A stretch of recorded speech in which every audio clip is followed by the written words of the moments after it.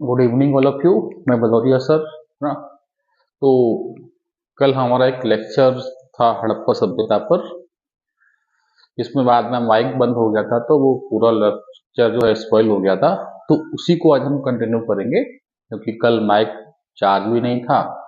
इसके कारण से वो बीच में ही आवाज़ क्या है वो बंद हो गई। आधा वीडियो तो अच्छी आवाज़ में है और उसके बाद क्या है वीडियो बंद हो गया, इसके वजह से पूरी आवाज़ नहीं आई है। तो उसी लेक्चर को आज हम क्या करेंगे, कंटिन्यू करेंगे। ठीक है। तो जो कल का जो लेक्चर था उसमें हमारी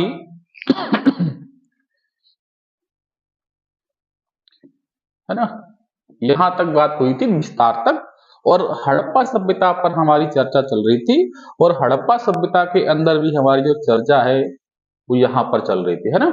तो हड़प्पा सभ्यता की जब चर्चा चल रही थी तो वहां पर कुछ चीजों में हमारी बात हुई थी, और आप वीडियो देखेंगे पुराना वाला तो यहां तक बात हो चुकी है। और यहाँ के बाद जो बात चल रही थी वो थी टीले की, यानी कि जो हड़प्पा सभ्यता का जो नगर है, जो किला है, वो किस प्रकार से डिवाइडेड था। तो उसी पर हमारी चर्चा चल रही थी और यहीं से हमारा ऑडियो बंद हो गया था, तो उसी पे हम चर्चा करेंगे। ठीक है। तो क्या लिखा है, हड़प्पा सभ्यता का टीला दो भागों में विभाजित था, एक पूर्वी टीला और एक पश्चिमी टीला। आइए देखते हैं कि हड़प्पा सभ्यता का जो नगर था वो किस प्रकार का बना हुआ था।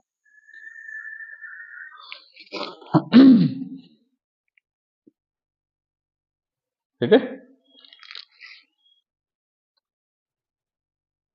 चलिए।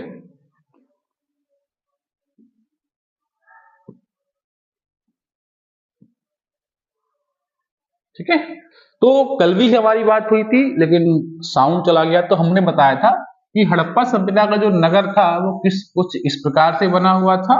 एक ही उसमें एंट्रेंस था इस प्रकार से, है ना।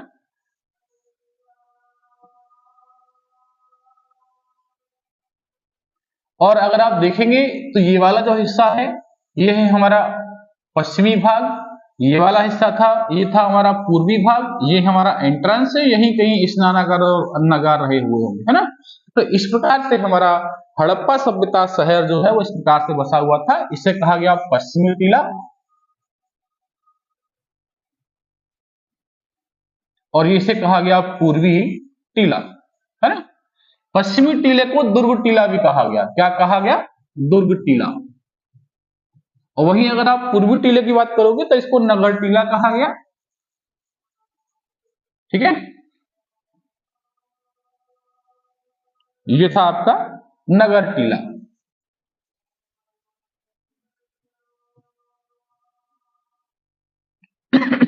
वहीं यहां पर एक तो पुरोहित वर्ग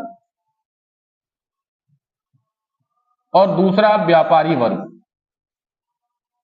ठीक है, यानी कि हड़प्पा का जो नगर था उसमें जो पश्चिमी वाला टीला जो आपको देखने को मिलेगा वहां पर व्यापारी वर्ग और पुरोहित वर्ग रहते थे। वही अगर आप पूर्वी टीले की बात करोगे तो यहाँ पर शिल्पकार और श्रमिक की बात आती है कि यहाँ पर श्रमिक और जो है शिल्पकार रहे होंगे, है ना। कल भी हमारी चर्चा हुई थी लेकिन ठीक है उसको छोड़ते हैं। मैंने बताया था कि शहर के बाहर ही इस प्रकार से डंपिंग यार्ड टाइप का था जहां पर पूरे शहर का कचरा भरते थे, और शहर के इस वाले हिस्से में यहाँ पर कहीं पानी की सप्लाई के लिए टैंक रहा होगा जो पूरी कॉलोनी के अंदर पश्चिम से लेके पूरब तक और पूरब से लेके पश्चिम तक जो है पानी की सप्लाई करता रहा होगा, है ना। इसीलिए हड़प्पा शहर की अगर बात करेंगे तो हड़प्पा शहर में जो पानी का तंत्र है बहुत उच्चतम बताया गया है। अगर आप घरों को देखेंगे हड़प्पा में तो इस प्रकार से सड़कें थी और सड़कों के बीचों बीच जो है समकोण पर काटती थी। कहीं ना कहीं ये घर रहे होंगे इस प्रकार से, है ना। ये इस प्रकार से घर रहे होंगे, ये गलियां हैं और इन घरों में पाइपलाइन जो पानी पहुंचता था। ठीक है, इसी प्रकार से ये वाला जो पूर्वी टीला है वो भी इसी प्रकार से रहा होगा। गलियां थी समकोण पर काटती थी और ये घर रहे होंगे, और प्रत्येक घर के बाहर नालियां और नालियां बंद मिलती थी जो चैम्बरों से जुड़ती थी। तो कहीं ना कहीं इस प्रकार के शहर आपके हड़प्पा काल में रहे होंगे। ठीक है, अब वापस से आ जाते हैं अपने टॉपिक पर।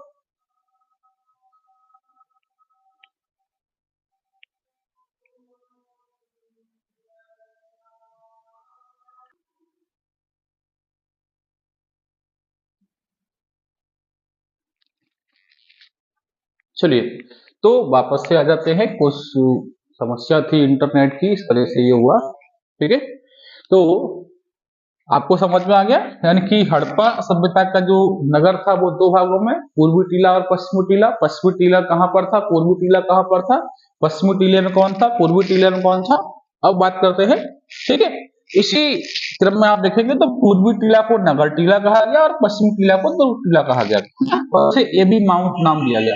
यानी जो पश्चिमी टीला था उसे क्या नाम दिया गया है, एबी माउंट। जिस प्रकार से कब्रगाह को जो कब्रिस्तान मिला उसको R37 नाम दिया गया, उसी प्रकार से जो है पश्चिमी जो टीला है उसे क्या नाम दिया गया, एबी माउंट दिया गया। ठीक है, तो ये था आपका हड़प्पा, पाकिस्तान के पंजाब प्रांत में, रावी नदी के किनारे। दयाराम साहनी ने खोज की 1921 में। इसके अलावा यहाँ से अन्नागार के अवशेष मिले हैं, कब्रिस्तान मिला है, R37 कहा गया। इसके अलावा कांसे के बर्तन मिले हुए हैं। ठीक है, इसके अलावा जो नगर था वो दो भागों में, पूर्वी टीला और पश्चिमी टीला। ठीक है, अब अगला बात करेंगे। अगर आप फोटोज को देखेंगे तो यहाँ भी आपको दिख रहा होगा, ये कुछ इस प्रकार से पूल है जिसमें पानी भरा हुआ है, और आसपास जो है बाथिंग, जो आपको बाथरूम दिख रहे होंगे। ठीक है, ये पूरा शहर आपको जो इस प्रकार से डिजाइन पूरा दिख रहा होगा। यानी कि जितने भी आप इमेजेस देखेंगे, हर इमेज में आपको कहीं ना कहीं स्पष्ट क्लियर दिखाई देगा, ये टीला आपको दिख रहा है ना। तो इस प्रकार से हड़प्पा शहर जो है बसा हुआ। ठीक है, आगे बात करेंगे मोहनजोदाड़ो की या मोहनजोदाड़ो की। ठीक है, अगर आपने पिक्चर भी देखी होगी मोहनजोदाड़ो, तो वहां पर भी इस काल की सारी स्थितियों के बारे में बताया गया है, हम यहाँ पर चर्चा करेंगे। तो मोहनजोदड़ो हमें कहाँ मिलता है, पाकिस्तान के सिंध प्रांत में, जिला कौन सा है, लरकाना। ठीक है, अगर आप पाकिस्तान की बात करोगे तो 1947 में जब पाकिस्तान का बंटवारा, जब भारत का बंटवारा हुआ, तो पाकिस्तान अलग देश बना, और पाकिस्तान में पंजाब प्रांत, सिंध प्रांत, बलूचिस्तान और जो कराची और जो वो वाला क्षेत्र है वहां, उसको मिलाकर पाकिस्तान बनाया गया था। तो हड़प्पा सभ्यता के बहुत सारे क्षेत्र जो है पाकिस्तान में चले गए थे, उसी में एक है हमारा मोहनजोदड़ो, जो कहाँ मिलता है, पाकिस्तान के सिंध प्रांत में, लरकाना जिला। अगर आप लरकाना जिले की बात करोगे तो यहीं पर सिखों के जो गुरु हैं, गुरु नानक जी, उनका तलवंडी में जन्म हुआ था। ठीक है, वो यही पड़ता है। इसके बाद खोजकर्ता कौन है, तो खोजकर्ता है हमारे राखलदास बनर्जी। खोज कब हुई, 1922 में। खोज कब हुई, 1922 में, है ना। खोज कब हो रही है, 1922।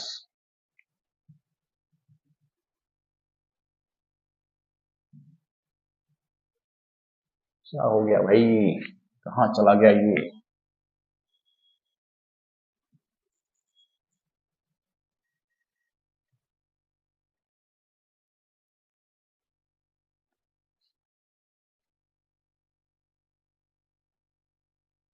एक मिनट देख लेते हैं इसको, क्या हुआ, इसको कौन सी बीमारी लग गई भाई। अरे आपका फिर इंतजाम यहीं से करना पड़ेगा। समस्या है, चलिए कोई बात नहीं है, होता रहता है ये तो, हम वापस से आ जाएंगे। ठीक है, तो पाकिस्तान का सिंध प्रांत, लरकाना जिला, खोजकर कौन है, राखलदास बनर्जी, 1922 में। ठीक है, इसके बाद हम बात करेंगे तो मोहनजोदड़ो से क्या मिला। एक तो जो बहुत फेमस नाम है मृतकों का टीला, दूसरा है सिंध का बाग। ठीक है, अगर हम मृतकों के टीले के बारे में बात करें तो ऐसा कहा जाता है कि जब यहाँ की खोज हुई तो यहाँ से एक ही स्थान से लगभग 10 से 12 जो है नरकंकाल एक ही स्थान से टीले के फॉर्म में मिले, इसलिए कहीं ना कहीं नाम यहाँ का पड़ गया मृतकों का टीला। दूसरा, सिंध प्रांत में क्षेत्र है, सबसे डेवलपिंग जो क्षेत्र था, इसलिए इसको सिंध का बाग भी कहा गया है। ठीक है, दूसरा है मोहनजोदड़ो से विशाल अन्नागार और स्नानागार। ठीक है, जैसा कि मैंने आपको हड़प्पा में ही बताया था कि वहां पर भी एक अन्नागार मिला हुआ है। तो ऐसा माना जाता है कि अब देखिए, हड़प्पा सभ्यता नगर सभ्यता है, तो कहीं ना कहीं नगर वाले लोग व्यापार करते हैं, तो हो सकता है जो अन्नागार बनाए गए हैं या स्नानागार बनाए गए हैं वो कहीं ना कहीं व्यापारी वर्ग के लिए बनाए गए होंगे। व्यापार करेंगे तो आप अपने अनाज को किसी जगह पर स्टोर करेंगे, क्योंकि बरसात भी आती है, बरसात में अगर अनाज खराब हो जाएगा तो दिक्कत है। इसीलिए हो सकता है कि इतने बड़े बड़े अन्नागार जो बनाए गए थे वो व्यापारी वर्ग के लिए बनाए गए होंगे। दूसरा कारण ये भी बताया जाता है कि हो सकता है कि नगर में जो घर थे वहां पर जगह ना हो रखने के लिए, तो इसलिए जो है इकट्ठा करके जो है सबका अनाज रखा जाता हो। क्योंकि अब हमने हड़प्पा की लिपि पढ़ी नहीं है, इसलिए हमें बहुत सारी चीजों का जो है उत्तर नहीं मिल पाया है, लेकिन फिर भी अनुमान लगाते हैं कि हो सकता है या तो व्यापार करते होंगे, इसलिए इतने बड़े अन्नागार बनाए गए हैं। और अगर स्नानागार की बात करें तो ऐसा माना जाता है कि हो सकता है कि इस सभ्यता के लोग कहीं ना कहीं किसी सम्मेलन का आयोजन करते होंगे, कोई धर्म को फॉलो करते होंगे, जिसकी वजह से वहां पर जो है बहुत बड़ी मात्रा में सम्मेलन होता होगा, और सम्मेलन में कहीं ना कहीं सारे लोग इकट्ठे होकर एक स्थान पर स्नान करते होंगे और अपने देवी देवता की पूजा करते होंगे। इसीलिए हमें मोहनजोदड़ो से क्या मिल रहा है, एक बड़ा अन्नागार मिल रहा है और एक बड़ा स्नानागार मिल रहा है। ठीक है, तो विशाल अन्नागार और विशाल जो है स्नानागार।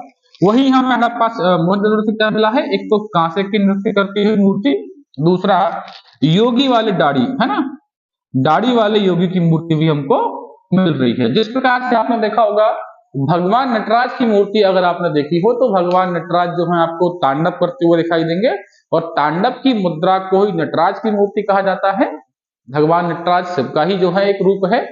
उसी प्रकार की मूर्ति हमें कहाँ मिलती है, मोहनजोदड़ो से। उससे ये अनुमान लगाया गया कि हो सकता है हड़प्पा सभ्यता के लोग कहीं ना कहीं हिंदू धर्म को मानते होंगे, इसलिए हमें जहां से क्या मिल रहा है, नृत्य करती हुई कांसे की मूर्ति मिल रही है। इसके अलावा दाढ़ी वाले योगी की मूर्ति। तो कहीं ना कहीं ये अनुमान लगाया गया कि हो सकता है इस सभ्यता के लोग जो हैं भगवान शंकर को मानते हैं और योगी किसी योगी को मानते होंगे, इसलिए उसका प्रमाण हमें यहां से देखने को मिला है। ठीक है, इसके अलावा पशुपतिनाथ की मूर्ति। ठीक है, अगर हम पशुपतिनाथ की मूर्ति की बात करें तो भगवान शंकर का ही एक रूप है पशुपतिनाथ। ऐसा माना जाता है कि भगवान शंकर पशुओं के देवता हैं, इसीलिए उनको पशुपतिनाथ भी कहा गया है। भारत या पूरे संसार की बात करें तो पूरे विश्व में केवल दो ही प्रसिद्ध मंदिर है पशुपतिनाथ के, एक हमारा नेपाल में है और एक हमारा कहाँ है, मध्य प्रदेश के मंदसौर में है। ठीक है, यहां से हमें क्या मिल रहा है, पशुपतिनाथ की मूर्ति। ठीक है, इस प्रकार से अब जो मोहनजोदड़ो से क्वेश्चन बनते हैं, पहला क्वेश्चन ये बन सकता है कि कहां पर पाया गया है, पाकिस्तान के सिंध प्रांत में। लड़काना जिला, खोजकर्ता कौन है, किस वर्ष में खोज हुई, मृतकों का टीला किसे कहा जाता है, सिंध का बाग किसे कहा जाता है। इसके अलावा विशाल स्नानागार, विशाल अन्नागार, नृत्य करती हुई कांसे की मूर्ति, और जो है दाढ़ी वाले योगी और पशुपतिनाथ की मूर्तियां हमें कहां से मिल रही हैं, मोहनजोदड़ो से। इतने सारे क्वेश्चन आपको एग्जाम में यहां से देखने को मिलेंगे। ठीक है, आगे चर्चा करते हैं। ठीक है, ये एक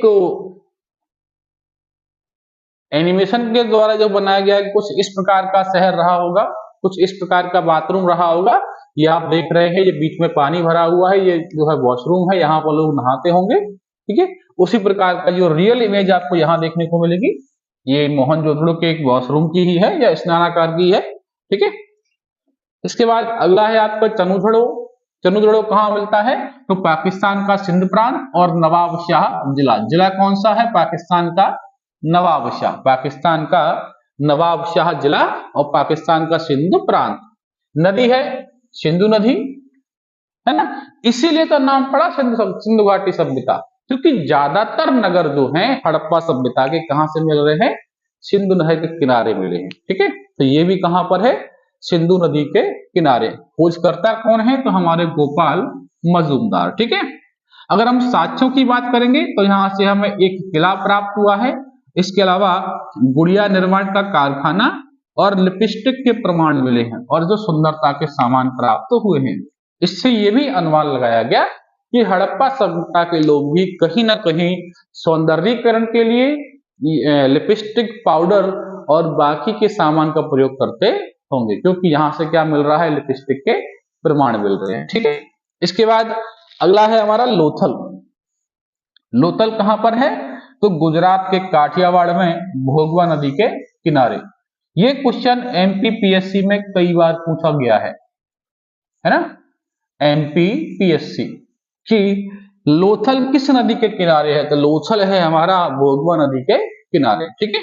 इसके बाद खोजकर्ता कौन है, एसआर राव, ये बहुत बड़े इतिहासकार भी रहे हैं।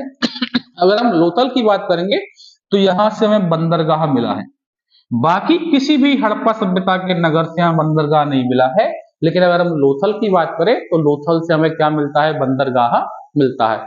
इसके अलावा उच्च किस्म के चावल, क्योंकि भारत में अभी तक कहीं से भी उच्च किस्म के चावल नहीं मिले हैं, इससे यह भी अनुमान लगाया गया, क्योंकि बंदरगाह तो है ही, अब अगर अच्छी किस्म का चावल भी मिल रहा है तो कहीं ना कहीं यह भी अनुमान लगाया गया, हो सकता है यहां से मेसोपोटामिया, ईरान, इराक, अफगानिस्तान व्यापार करते होंगे, तो वहां से उच्च किस्म का चावल लेकर आते होंगे और उसको जो है नगर वगैरह में आके बेचते होंगे, है ना, क्योंकि बंदरगाह तो है ही।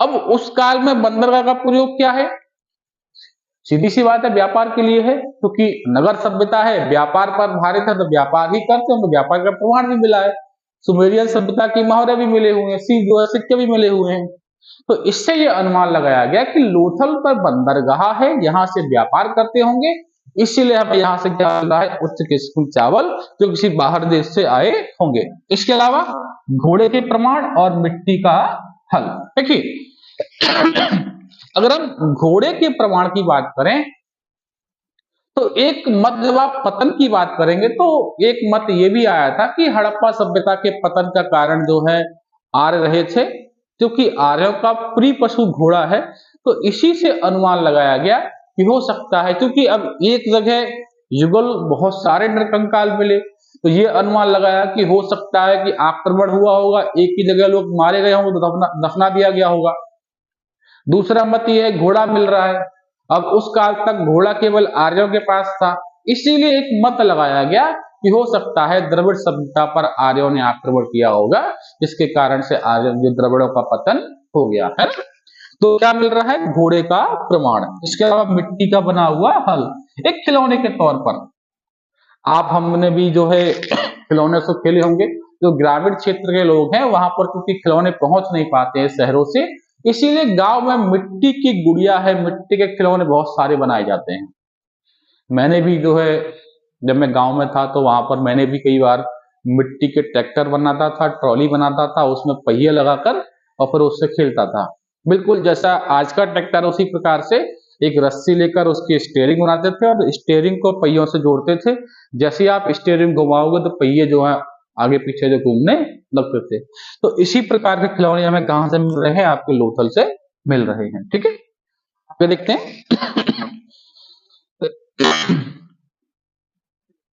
अगला है हमारा कालीबंगा, ठीक है, क्योंकि यहां से काले रंग की चूड़ियां प्राप्त हुई, इसीलिए इस शहर को कालीबंगा भी कहा जाता है। सिंपल, ये क्वेश्चन तो कई बार पूछा गया एमपीपीएससी में कि काले रंग की चूड़ियां कहां प्राप्त हुई हैं, तो आपकी कालीबंगा से, है ना।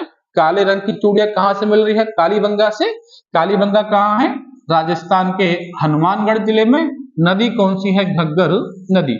इसको सरस्वती नदी भी जो है कहीं जगह पर कहा गया है। अगर आप जूलॉजिकल बात करें तो ऐसा माना जाता है कि सरस्वती नदी के अंतिम प्रमाण हरियाणा से मिलते हैं।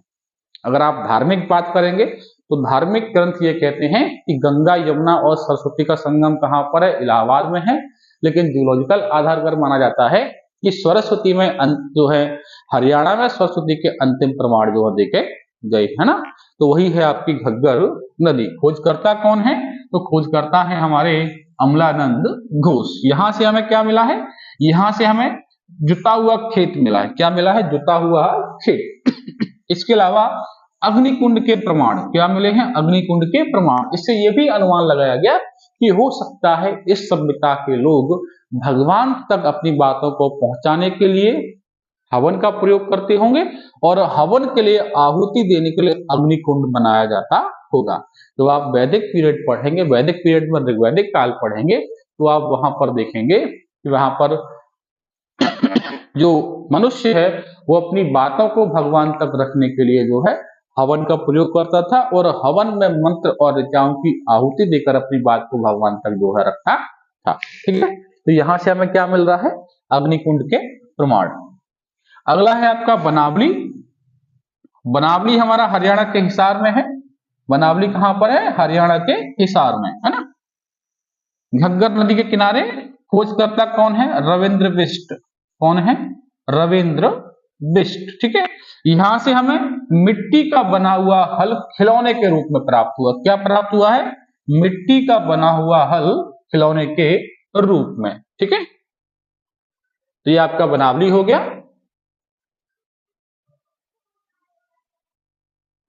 ठीक है, तो कहां पर है? हरियाणा के हिसार में, गग्गर नदी के किनारे। खोजकर्ता रविंद्र बिष्ट और जो है मिट्टी का बना हुआ हल हमें यहां से प्राप्त हो रहा है। ठीक है, अगला है हमारा धौलावीरा। कौन सा है? धौलावीरा। अगर हम धौलावीरा की बात करेंगे तो धौलावीरा हमारे गुजरात के कच्छ में है। नदी है लूनी। खोजकर्ता कौन है? रविंद्र बिष्ट। ठीक है, तो धौलावीरा कहां पड़ता है? गुजरात में। गुजरात में कहां पर? कच्छ में। और नदी कौन सी है? तो लूनी नदी। यहाँ की सबसे बड़ी विशेषता जो रही है वो है यहाँ का नगर।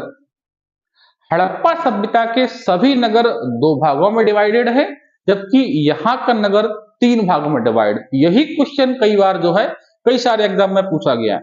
क्वेश्चन ऐसे पूछेगा कि हड़प्पा सभ्यता का कौन सा नगर तीन भागों में विभाजित था, तो वो है हमारा धौलावीरा। इसके अलावा हमें यहाँ से क्या मिला है?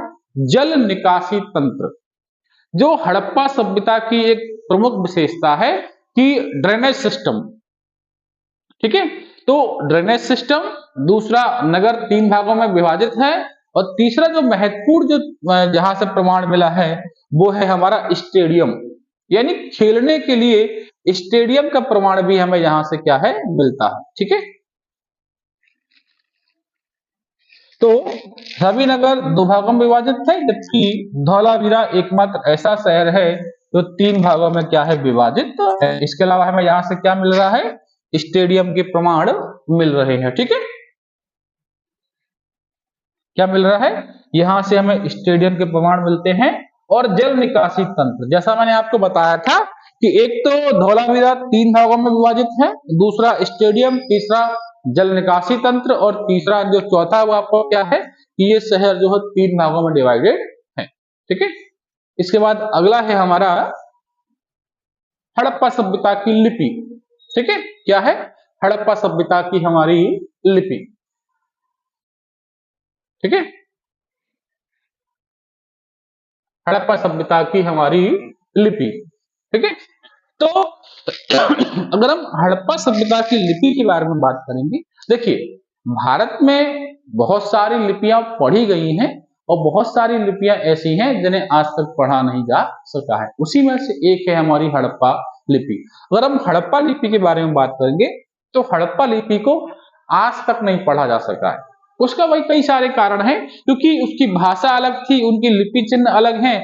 हमने पढ़ने का प्रयास बहुत किया लेकिन पढ़ नहीं पाए। इसीलिए हम आज तक हड़प्पा के बारे में मूल भावनाओं को नहीं समझ पाए कि हड़प्पा का उत्पन्न कैसे हुआ, हड़प्पा की सामाजिक स्थिति कैसी रही होगी, आर्थिक स्थिति कैसी रही होगी, वहां के लोगों का क्या रहन सहन होगा, क्या कल्चर होगा। भौतिक चीजें तो हमने देख ली, क्योंकि हमें कुछ कुछ प्रमाण मिल गए तो हमने अनुमान लगा लिया, लेकिन एग्जैक्ट अनुमान नहीं लगा पाए। उसका कारण क्या है कि हमने आज तक जो लिपि को नहीं पढ़ पाया। ठीक है, तो हड़प्पा सभ्यता की लिपि अभी तक पढ़ी नहीं जा सकी है। यहां से 64 मूल चिन्ह मिले हैं। चिन्ह आप सामने देख ही रहे होंगे, है ना। अब इस चिन्ह को तो आप जानते हैं कि स्वास्थ्य कहा जाता है। बाकी के चिन्हों के बारे में आप अनुमान नहीं लगा सकते कि किस चिन्ह का अर्थ क्या हो सकता है। इसके अलावा 400 अक्षर प्राप्त हुए हैं, 64 चिन्ह और 400 अक्षर प्राप्त हुए हैं। इसके अलावा क्या है? हड़प्पा की जो लिपि भाव चित्रात्मक है, जैसा मैंने अभी कहा था, क्योंकि जो लिपि है वो कहीं ना कहीं किसी भाग को दिखा रही है। जो हड़प्पा की लिपि है वो क्या कर रही है?